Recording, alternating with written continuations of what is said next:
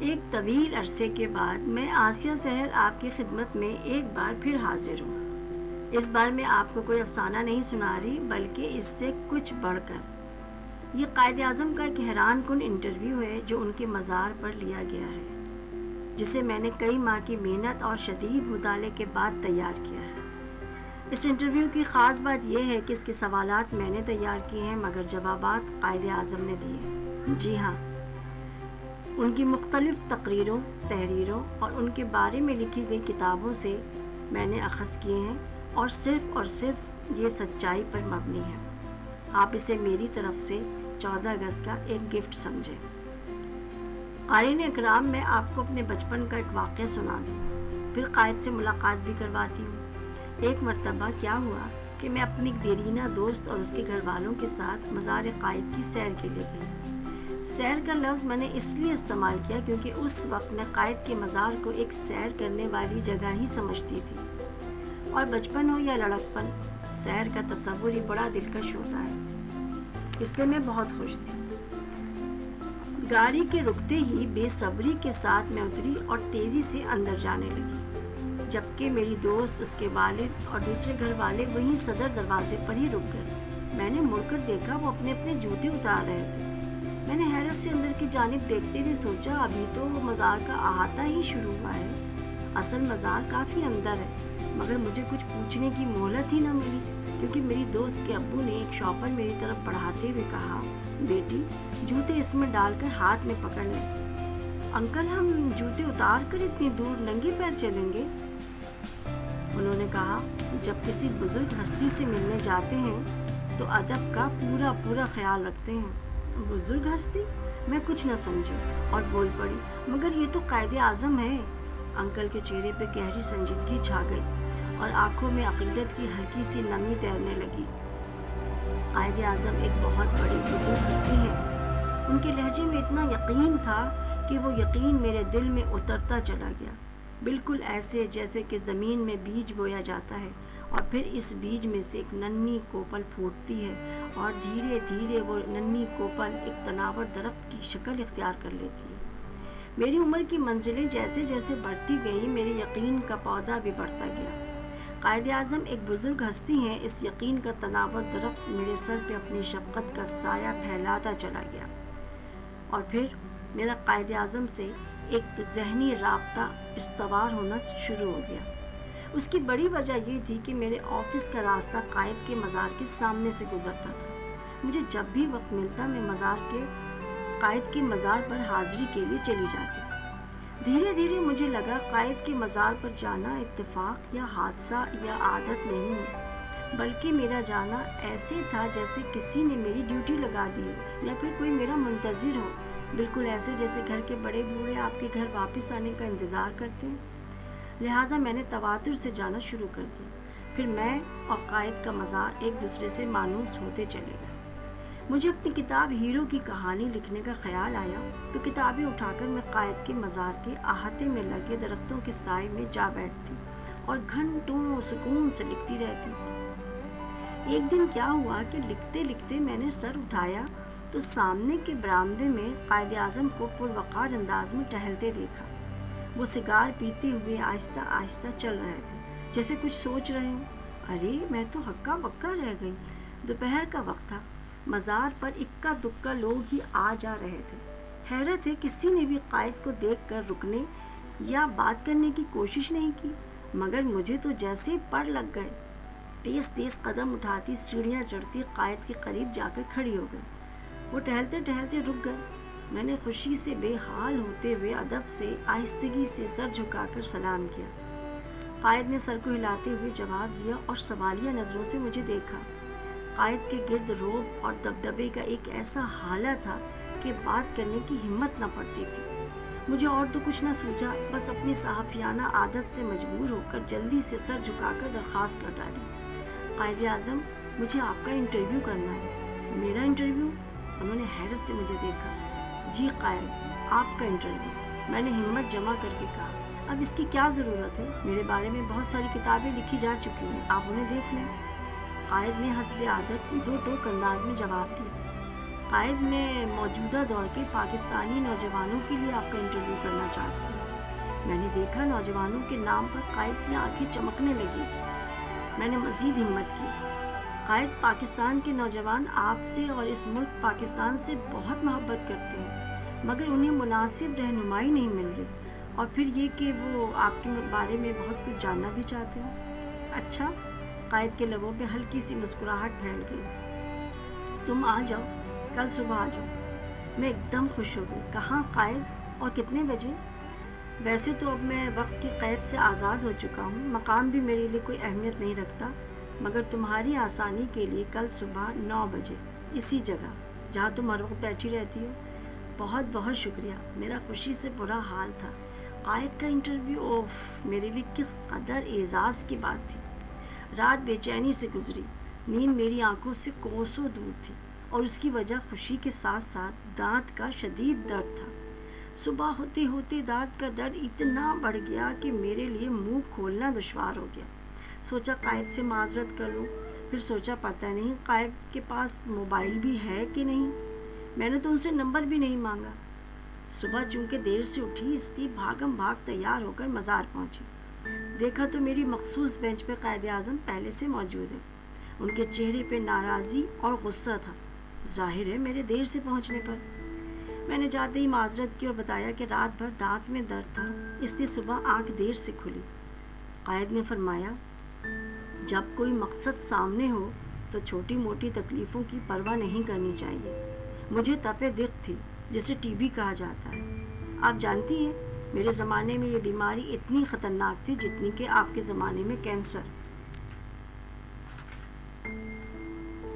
میں پہلے 10 گھنٹے کام کرتا تھا، مگر جب مجھے میرے ڈاکٹر نے بتایا کہ آپ کو ٹی بی ہے اور پھیپھڑوں میں بہت زیادہ دن تک زندہ رہنے کی سکت نہیں ہے، تو میں نے ڈاکٹر کا شکریہ ادا کیا کہ اس نے مجھے یہ بات بتا دی، اور پھر میں 18 گھنٹے تک کام کرنے لگا، کیونکہ میرے پاس وقت بہت کم تھا اور کام بہت زیادہ۔ میں نے شرمندہ ہو کر سر جھکا لیا اور قائد کے قریب ادب سے بیٹھتے ہوئے جلدی سے انٹرویو شروع کر دیا۔ قائد اعظم، آپ کو غصہ کن باتوں پر آتا ہے؟ میں بہت ڈری ہوئی تھی نا، اسی لیے سب سے پہلے غصے کے بارے میں سوال پوچھا۔ وقت ضائع کرنے پر اور بجلی ضائع کرنے پر۔ گورنر جنرل ہاؤس میں میں خود سارے سوئچ آف کیا کرتا تھا۔ لوگ مجھ سے کہتے یہ سرکاری قیام گاہ ہے، یہاں روشنیاں جلتی رہنا چاہیے، مگر میں کہتا یہ سرکاری قیام گاہ ہے، اسی لیے تو میں احتیاط کرتا ہوں۔ وہ میرا اپنا پیسہ نہیں تھا، قوم کا پیسہ تھا، سرکاری خزانے کا پیسہ تھا، اور میں اس پیسے کا امانت دار تھا۔ تم نے اسٹیٹ بینک آف پاکستان کے افتتاح کا قصہ تو ضرور پڑھا ہوگا۔ جب بیماری کی حالت میں کوئٹہ سے کراچی آیا تھا، تقریب میں میں نے دیکھا کہ سامنے کی قطار میں VIP لوگوں کی کرسیاں خالی پڑی ہیں، تو میں نے حکم دیا جتنی خالی کرسیاں ہیں وہ ہٹا دی جائیں، اور مقررہ وقت پہ پروگرام شروع کرا دیا۔ اب جو لوگ دیر سے آئے انہیں کھڑے ہو کر سارا وقت شرمندہ ہوتے ہوئے پروگرام دیکھنا پڑا۔ آپ جانتی ہیں ان شرمندہ لوگوں میں پاکستان کے اس وقت کے وزیر اعظم خان لیاقت علی خان بھی شامل تھے۔ اچھا، میں حیران ہو گئی۔ ویسے میں غصہ کرنے کا قائل نہیں، گھر والوں پہ تو بالکل غصہ نہیں کرتا۔ قائد، آپ کو اپنی امی یاد ہیں؟ میں نے موضوع ایک دم بدلنا چاہا۔ کیوں یاد نہیں ہوں گی، بلکہ اب تو میں رہتا ہی ان کے ساتھ ہوں، مگر اس زمانے میں جب میں چھوٹا سا بچہ تھا مجھے خوب یاد ہے وہ مجھے بہت پیار کرتی تھی۔ اکثر رات کو کہانیاں سناتی تھی اور مجھ سے کہتی میرا بیٹا راجہ بنے گا، اس کے پدم ہے۔ قائد، پدم کیا ہوتا ہے؟ میں نے سب کی آسانی کے لیے پوچھا۔ یہ ایک خاص نشان ہوتا ہے، جسم پہ کہیں بھی ہو سکتا ہے، اسے پدم کہتے ہیں۔ میرے دائیں پیر پر تھا وہ نشان، جسے دیکھ کر وہ کہتی تھی میرا بیٹا راجہ بنے گا۔ قائد، آپ کو کھانے میں کیا پسند تھا؟ میں بہت ہلکی اور کم غذا کھاتا تھا، جیسے چکن سوپ وغیرہ۔ مرچ مسالہ مجھے بالکل پسند نہیں تھا۔ مسور کی دال چاول بہت اچھے لگتے تھے، بگارے بیگن اور فرائی مچھلی بھی بڑی اچھی لگتی تھی۔ قائد آہستہ آہستہ سوچ کر بتا رہے تھے، میں خوشی خوشی لکھتی جا رہی تھی۔ پاکستان کے قیام سے پہلے بمبئی میں ایک AR خان تھے، انڈین سول سروس میں۔ ان کی بیگم سے فاطمہ کی بہت دوستی تھی۔ وہ جلیبیاں بہت اچھی بناتی تھیں اور میرے لیے ضرور بھجواتی تھیں۔ میں شوق سے کھاتا تھا۔ میں نے ان سے ایک بار بریانی کی بھی فرمائش کی۔ انہوں نے وعدہ بھی کیا تھا مگر میرے ڈاکٹر کرنل الہی بخش نے انہیں منع کر دیا۔ خیر تو ایک دن کیا ہوا کہ انہوں نے 10 پوریاں اور ڈھیر سارا حلوہ بنا کر بھیجا۔ میں ان دنوں سخت بیمار تھا۔ کرنل نے پھر منع کیا مگر میں نے کہا بیگم اے آر خان کے ہاتھ کی بنی پوریاں مجھے نقصان نہیں دیں گی، میں پہلے بھی کھا چکا ہوں۔ میں نے وہ حلوہ اور پوریاں کھا لی۔ اگلے روز ڈاکٹر الہی بخش آئے اور پوچھا کل آپ نے کتنی پوریاں کھائی تھیں؟ میں نے کہا سب۔ ڈاکٹر حیرت سے مجھے دیکھنے لگا۔ قائد کھل کر مسکرائے اور میں منہ پہ ہاتھ رکھ کر آہستہ آہستہ ہنسنے لگی۔ ویسے میں آپ کو ایک بات بتاؤں، مجھے کھانوں کی بالکل پہچان نہیں تھی۔ کھانے کے بعد کوئی پوچھتا آپ نے کیا کھایا تو میں بتا نہیں سکتا تھا۔ اکثر بات چیت میں لگ جاتا اور کھانا ویسے ہی رہ جاتا۔ مجھے ایسا لگتا کہ میں کھا چکا ہوں۔ قائد آپ پرہیز کرتے تھے؟ ہاں، ڈاکٹر کی بات تو میں سنتا تھا مگر کبھی کبھی تنگ آ کر اپنی بھی چلا لیتا تھا۔ جیسے بیماری کے آخری دنوں میں ایک بار صبح کے ناشتے پر میں نے ملازم سے سردہ منگوا کر کھایا، مجھے بہت اچھا لگا۔ پھر میں نے کئی دنوں تک ناشتے میں سردہ کھانا شروع کر دیا۔ اس کی وجہ سے میرا زکام بہت بڑھ گیا اور ڈاکٹر نے منع کر دیا۔ آپ کو زیارت بہت پسند تھا۔ قائد اس کی کوئی خاص وجہ تھی کیا؟ ہاں، ایک تو یہ کہ زیارت ایک الگ تھلگ جگہ تھی، دوسرے وہاں صنوبر کے درخت تھے۔ صنوبر بہت دلکش ہوتے ہیں، صحت پر بھی خوشگوار اثرات ڈالتے ہیں۔ مجھے اونچے اونچے درخت جو آسمان کی طرف سر اٹھائے رکھتے ہیں بہت اچھے لگتے تھے۔ میں گھڑ سواری کو بھی اسی لیے پسند کرتا تھا۔ گھوڑوں کی تنی ہوئی گردنیں بہت شاندار لگتی ہیں، ان سے طاقت اور اعتماد جھلکتا ہے، اور گھوڑے پہ بیٹھا ہوا شخص بھی بہت پر اعتماد نظر آتا ہے۔ قائد میں نے پڑھا تھا کہ آپ کو پھول بہت پسند تھے، بہت زیادہ۔ گلاب کے پھولوں سے مجھے خاص رغبت تھی۔ میرے دہلی والے گھر کے باغ میں بہت گلاب لگے ہوئے تھے۔ میری ہدایت تھی مالی کو کہ وہ روز تازہ گلابوں کا گلدستہ میری میز پر رکھے۔ جب میں کسی بات پر غور کرنا چاہتا تھا تو باغ میں چہل قدمی کرتا تھا، مجھے ٹہل ٹہل کے سوچنا اچھا لگتا تھا۔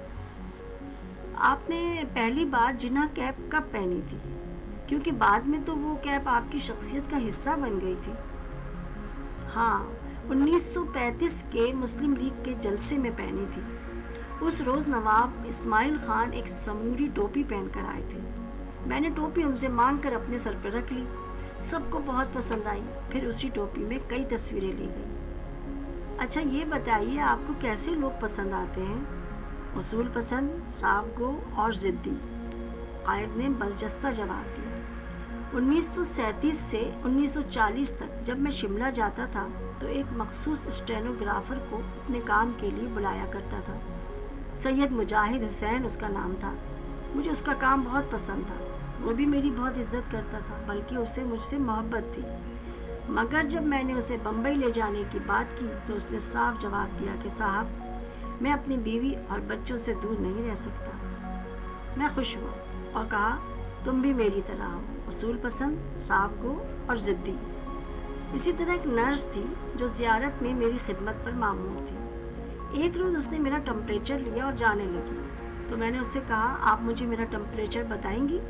اس نے کہا سوری، میں صرف ڈاکٹر کو ٹمپریچر بتانے کی پابند ہوں۔ میں نے اصرار کیا تو اس نے کہا جناب یہ میرے پیشے کے اصولوں کے خلاف ہے، اور کمرے سے چلی گئی۔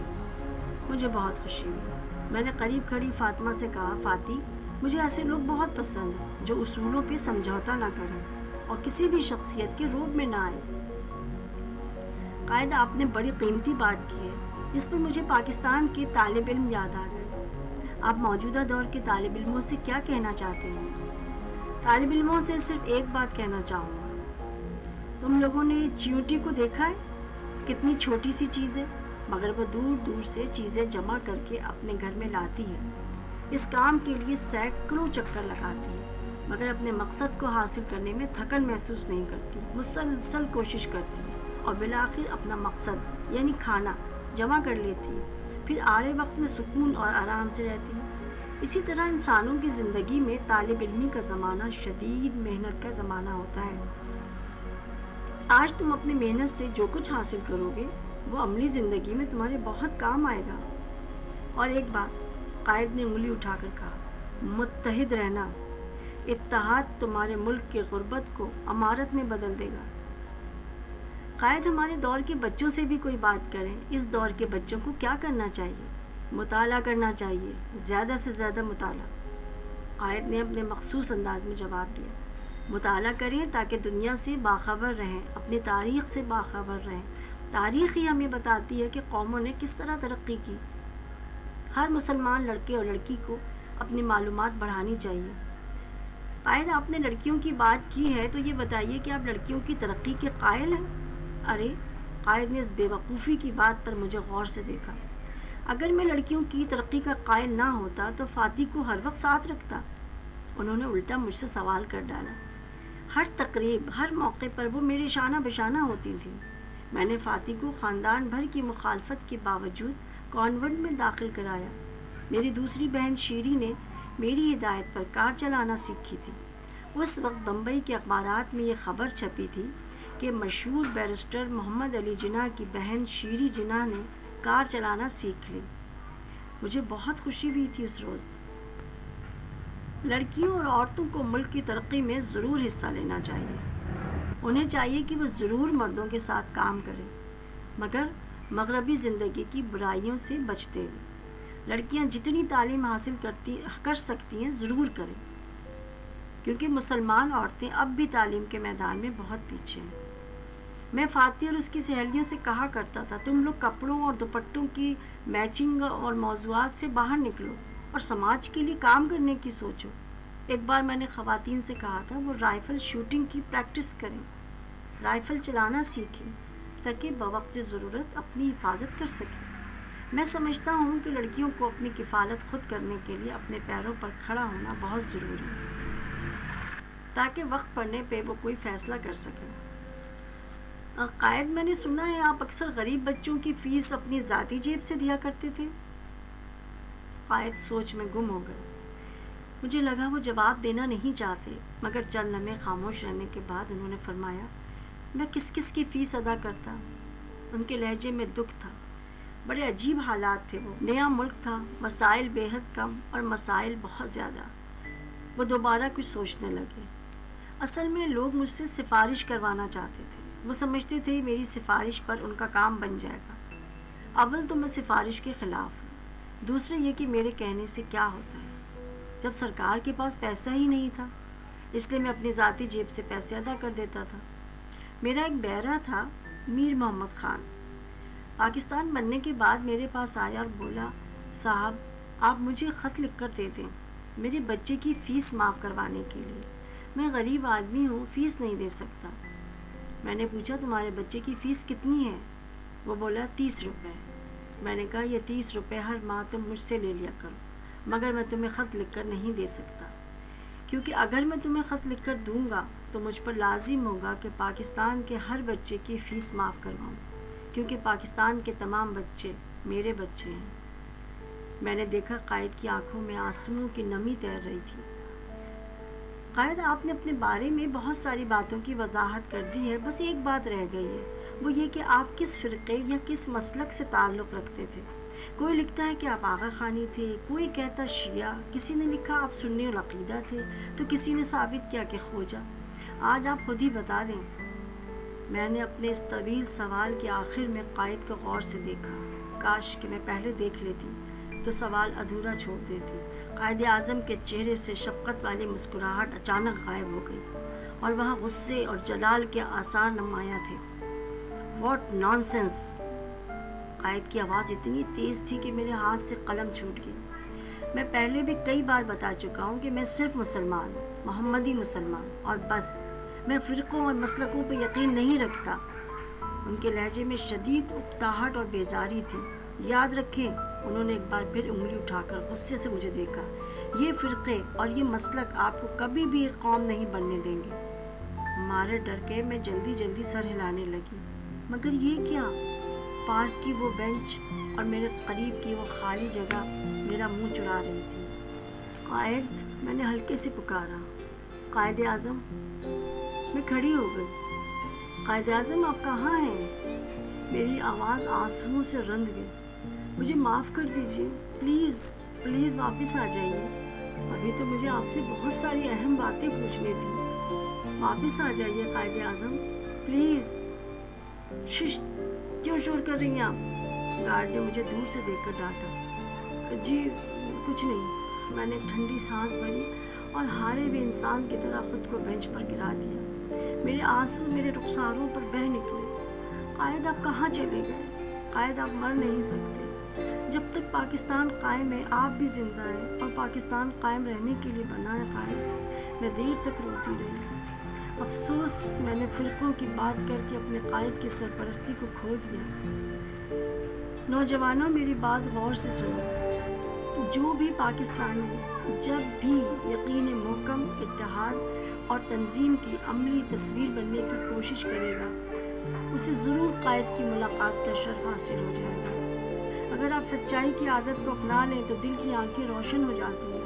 फिर आप इन रोशन आंखों से न सिर्फ कायद को देख सकेंगे बल्कि उनसे रहनुमाई भी हासिल कर सकेंगे। बस एक बात का ख्याल रखना, कभी भी फिरकों मसलकों में बंटकर लिसानी और सूबाई नफरतों में पढ़कर अपने पाकिस्तानी होने को ना भूल जाना और अपने आबा व अजदाद की हिजरत और हिजरत के दुखों को फरामोश न कर देना। ये मुल्क बड़ी कुर्बानियों के बाद हमें मिला है। इसकी कद्र कीमत का एहसास करो, इसकी इज़्ज़त और नामूस का पास करो, इस पाकिस्तान की इज़्ज़त का जिसकी खातिर कायद आज़म मोहम्मद अली जिन्ना ने अपनी जान कुर्बान कर दी। मेरा यकीन है कि मेरे कायद शहादत की मौत मरे हैं। वो शहीद थे, वो शहीद वफा थे। उन्होंने कौम से जो वादा किया था उसे वफा करने की खातिर मौत को गले लगा लिया। अल्लाह ताला कायद आज़म के दर्जात बुलंद फरमाए। आमीन। पाकिस्तान जिंदाबाद। जश्न आज़ादी मुबारक हो।